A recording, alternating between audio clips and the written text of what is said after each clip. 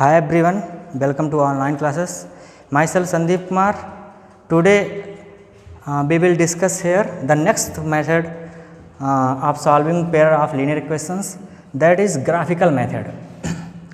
So before going to discuss this method, we have to know some concepts. The concept is, अगर हम बात करते हैं कि ग्राफिकली किसी पेयर ऑफ लीनियर इक्वेशन को सॉल्व करना है तो उसके लिए कुछ टर्म्स एंड कंडीशन को हमको समझनी पड़ेगी। कब हम उसका सलूशन निकाल सकते हैं, कब नहीं निकाल सकते हैं, कब एक से ज़्यादा उसके सलूशन पॉसिबल हैं। All these concepts be discuss hair. अगर हम बात करते हैं general equation of pair of linear equation, general equation just like अगर हम लोग आपको पहले ही बात कर चुके हैं कि जहाँ पे अगर वेरिएबल्स की जो पावर होती है अगर 1 होती है तो such kind of equations are known as linear equations. Just like अगर हम बात करते हैं 2x + 3y = 6, ये क्या है? लीनियर इक्वेशन है क्योंकि वेरिएबल्स की पावर 1 है।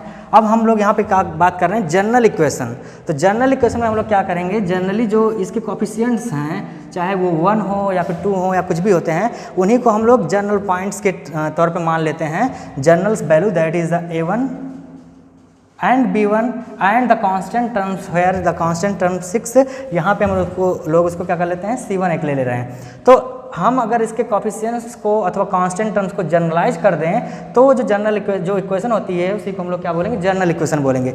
तो अगर हम इस इक्वेशन को पेयर ऑफ लीनियर इक्वेशन को इसको फर्स्ट मानते हैं और इसको अगर सेकंड मानते हैं दूसरी इक्वेशन, तो यहाँ पे कोफिशिएंट्स क्या हैं? पहली इक्वेशन के A1 B1 and constant term C1 and यहाँ पे क्या है? A2 B2 and constant term C2। Means pair of linear equations के ये कोफिशिएंट्स हैं A1 and B1 and C1 is the constant term and here A2 and B2 is the coefficients and C2 is the constant.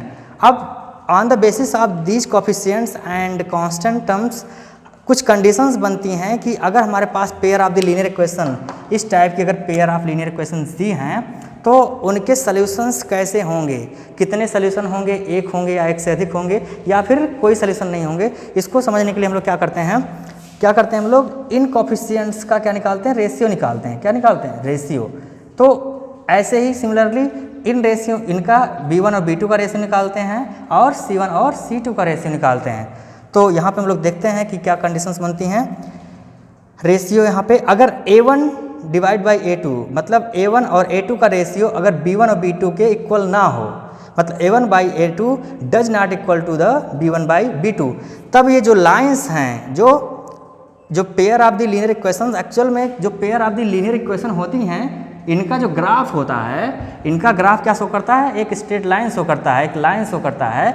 और हम बात करें कि अगर ये ratio does not equal to जो है मतलब A1/A2 does not equal to B1/B2, then जो ये लाइन्स बनेंगी मतलब इस इक्वेशन की जो लाइन होगी और इस इक्वेशन की जो लाइन होगी वो लाइनें क्या करेंगी? आपस में इंटरसेक्ट करेंगी। मतलब क्या होंगी? वो इंटरसेक्टिंग लाइन्स होंगी एंड उसका जो सॉल्यूशन पॉसिबल होगा, मतलब जो लाइन दी होंगी आपकी, जो इक्वेशंस दिए होंगे उनका जो सॉल्यूशन पॉसिबल होगा एग्जैक्टली ओनली वन सॉल्यूशन होगा, एग्जैक्टली वन सॉल्यूशन होगा कह सकते हैं। और इसी को हम लोग क्या बोलते हैं? Unique solution.